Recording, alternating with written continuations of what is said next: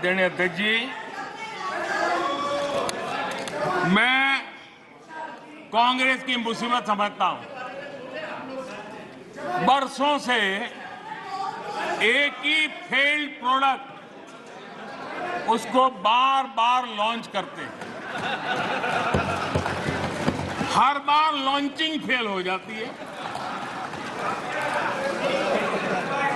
और अब उसका नतीजा ये हुआ है मतदाताओं के प्रति उनकी नफरत भी 7वें आसमान पर पहुंच गई है। उनका लॉन्चिंग फेल होता है, नफरत जनता पे करते हैं। लेकिन पीआर वाले प्रचार क्या करते हैं? मोहब्बत की दुकान का प्रचार करते हैं, इकोसिस्टम लग पड़ती है।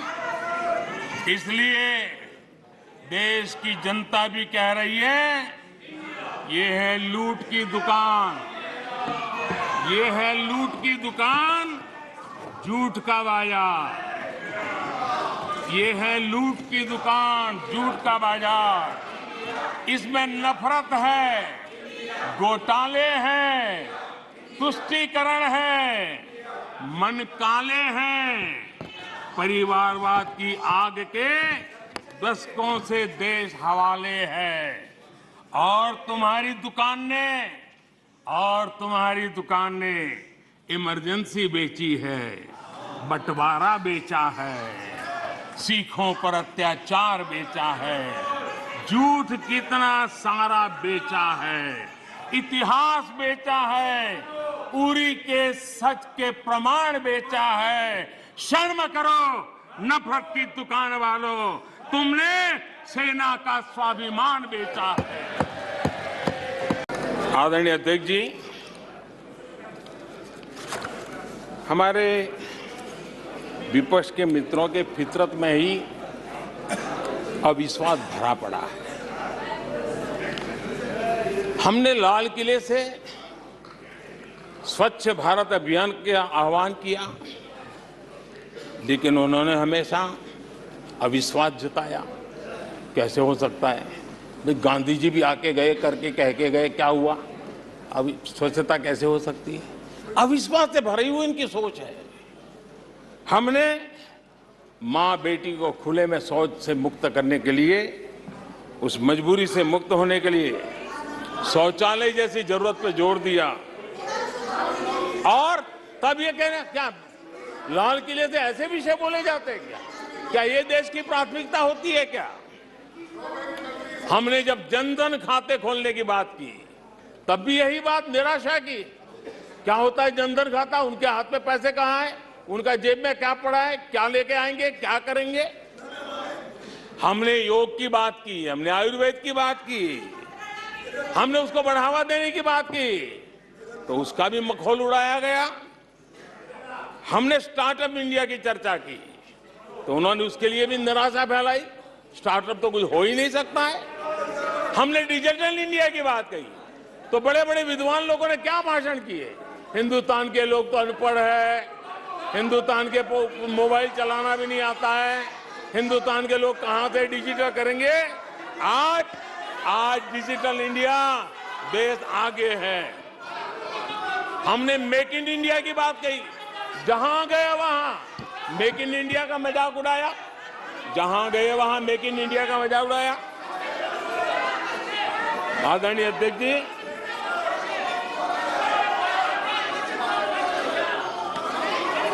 कांग्रेस पार्टी और उनके दोस्तों का इतिहास रहा है कि उन्हें भारत पर, भारत के सामर्थ्य पर कभी भी भरोसा नहीं रहा है। भाषण पूरा नहीं हुआ। आदरणीय अध्यक्ष जी, और ये विश्वास किस पर करते थे? मैं जरा आज सदन को याद दिलाना चाहता हूं। पाकिस्तान सीमा पर हमले करता था, हमारे यहां आए दिन आतंकवादी भेजा जाता था और उसके बाद पाकिस्तान हाथ ऊपर करके मुकर जाता था, भाग जाता था, बोले हमारी तो कोई जिम्मेवारी नहीं है, कोई जिम्मा लेने को तैयार नहीं होता था। और इनका पाकिस्तान से ऐसा प्रेम था कि वो तुरंत पाकिस्तान की बातों पर विश्वास कर लेते थे। पाकिस्तान कहता था कि आतंकी हमले होते रहेंगे और बातचीत भी होती रहेगी। इन्हें यहां तक कहते भाई पाकिस्तान कह रहा है तो सही कहता होगा, ये इनकी सोच रही है। कश्मीर आतंकवाद की आग में दिन रात सुलग रहा था, जलता था, लेकिन कांग्रेस सरकार का काम कश्मीर के आम नागरिकों पर विश्वास नहीं था। वे विश्वास करते थे हुर्रियत पर, वे विश्वास करते थे अलगवादियों के पर, वे विश्वास उन लोगों पर करते थे जो पाकिस्तान का झंडा लेकर के चलते थे। भारत ने आतंकवाद पर सर्जिकल स्ट्राइक किया, भारत ने एयर स्ट्राइक किया। इनको भारत की सेना पर भरोसा नहीं था, उनको दुश्मन के दावों पर भरोसा था। ये इनकी प्रवृत्ति थी। अध्यक्ष महोदय, आज दुनिया में कोई भी भारत के लिए अपशब्द बोलता है तो इन्हें उस पर तुरंत विश्वास हो जाता है, तुरंत उसको कैच कर लेते हैं। ऐसा मैग्नेटिक पावर है कि भारत खिलाफ हर चीजें वो तुरंत पकड़ लेते हैं। जैसे कोई विदेशी एजेंसी कहती है कि भूखमरी का सामना कर रहा कई देश भारत से बेहतर है, ऐसा झूठी बात आएगी तो भी पकड़ लेते और हिंदुस्तान में प्रचार करना शुरू कर देते, प्रेस कॉन्फ्रेंस कर देते हैं। भारत को बदनाम करने में क्या मजा आता है। दुनिया में कोई भी ऐसी बेतुकी बातों को मिट्टी के ढेले जैसी जिसकी कीमत ना हो, ऐसी बातों को तवज्जो देना ये कांग्रेस की फितरत रही है और तुरंत उसका भारत में एम्पलीफाई करना, प्रचार करना पूरी कोशिश में लग जाती है।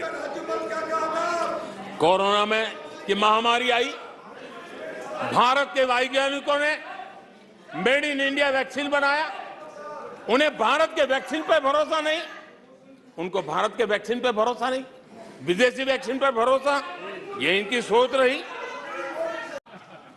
आदरणीय अध्यक्ष जी, मणिपुर की स्थिति पर देश के गृह मंत्री श्रीमान अमित शाह ने कल 2 घंटे तक विस्तार से और बड़े धैर्य से रत्ती भर भी राजनीति के बिना सारे विषय को विस्तार से समझाया, सरकार की और देश की चिंता को प्रकट किया और उसमें देश की जनता को जागरूक करने का भी प्रयास था। उसमें इस पूरे सदन की तरफ से एक विश्वास का संदेश मणिपुर को पहुंचाने का इरादा था।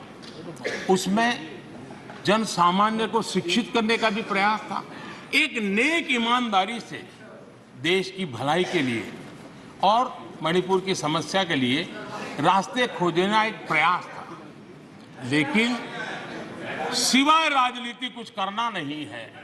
इसलिए इन्होंने यही खेल किए, यही स्थिति किया।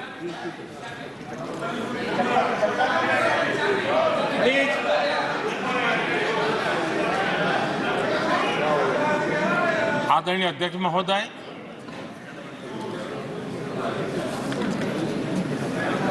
कल वैसे विस्तार से अमित भाई ने बताया है, मणिपुर में अदालत का एक फैसला आया। अब अदालतों में क्या हो रहा है वो हम जानते हैं, और उसके पक्ष विपक्ष में जो परिस्थितियां बनी, हिंसा का दौर शुरू हो गया और उसमें बहुत परिवारों को मुश्किल हुई। अनेकों ने अपने स्वजन भी खोए। महिलाओं के साथ गंभीर अपराध हुआ और ये अपराध अक्षम्य है और दोषियों को कड़ी से कड़ी सजा दिलवाने के लिए केंद्र सरकार, राज्य सरकार मिलकर के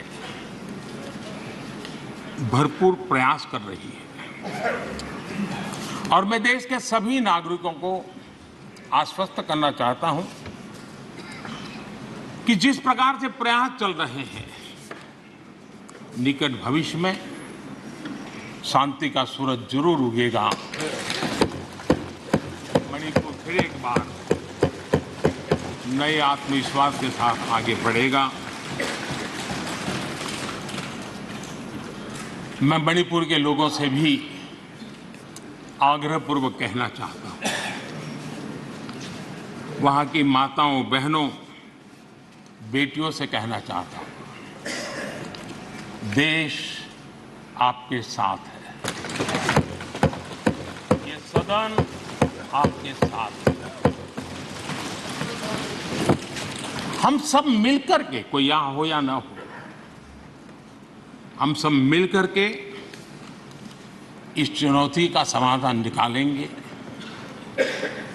वहां फिर से शांति की स्थापना होगी। मैं मणिपुर के लोगों को विश्वास दिलाता हूं कि मणिपुर फिर विकास की राह पर तेज गति से आगे बढ़े, उसमें कोई प्रयासों में कोई कसर नहीं रहेगी।